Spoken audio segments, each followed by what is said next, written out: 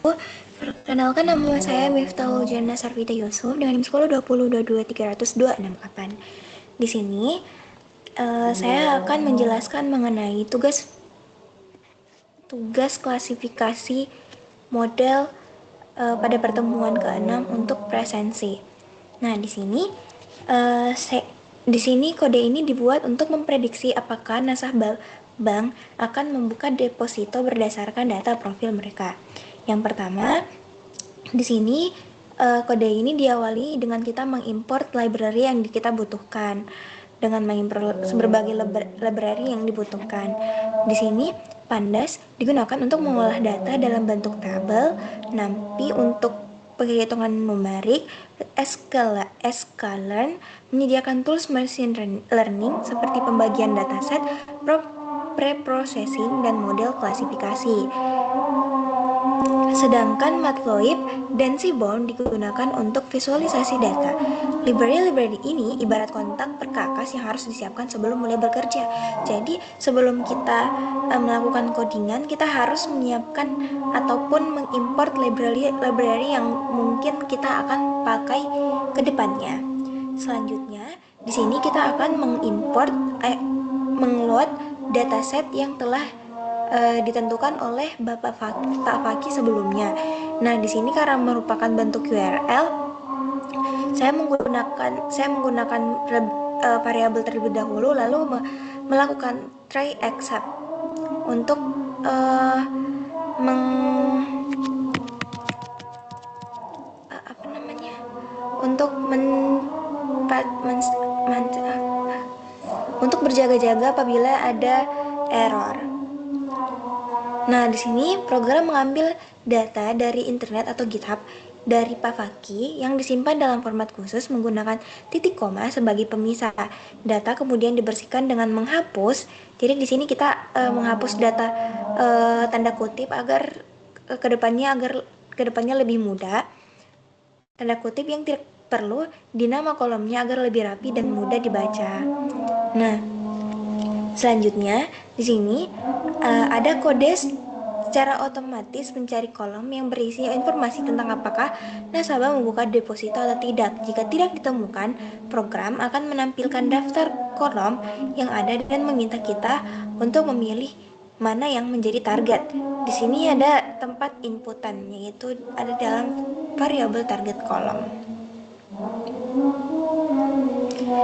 Selanjutnya, kita akan memisahkan datanya menjadi dua bagian. Yang pertama, ada data yang berisi semua informasi tentang nasabah kecuali kolom target. Terus ada berisi jawaban apakah nasabah membuka deposito, berisi dengan variabel target. Selanjutnya di sini ada data angka seperti usia, saldo, dan data kategori seperti pekerjaan dan status diproses secara terpisah.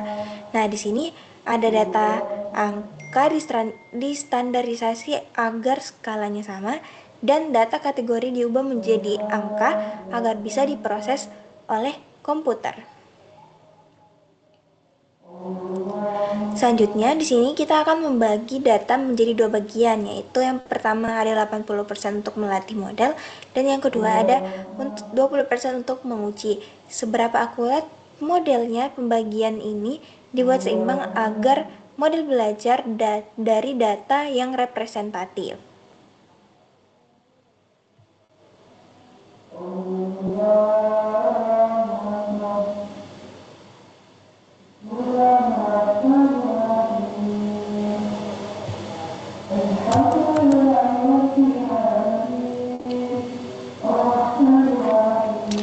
Nah, di sini kita menggunakan function try except apabila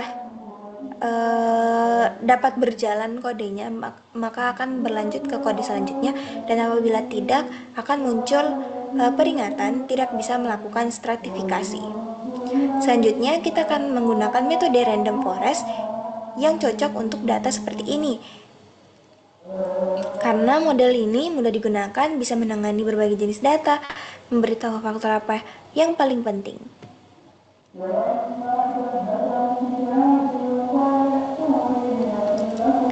Nah, selanjutnya kita setelah dilatih, model bakalan diuji dengan data yang belum pernah dilihat sebelumnya.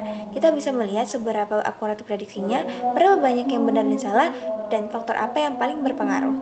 Nah, di sini kita bisa melihatnya.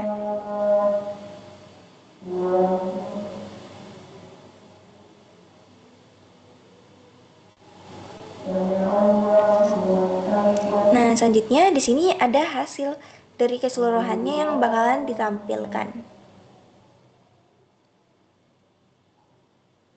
Ada 10 fitur penting. Yang paling atas ada fitur duration, kedua ada balance, age, day, outcome success, campaign, P-days, previews, housing no, dan housing yes.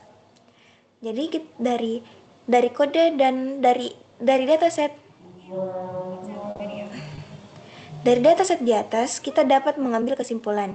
Jadi, klasifikasinya ialah dalam kode ini, kita itu membangun model prediktif untuk mengidentifikasi nasabah bank yang berpotensi membuka deposito dengan akurasi mencapai 89,3%. Hasil analisis menunjukkan durasi menunjukkan durasi telepon terakhir, usia nasabah, dan saldo rekening sebagai faktor paling berpengaruh dalam keputusan nasabah.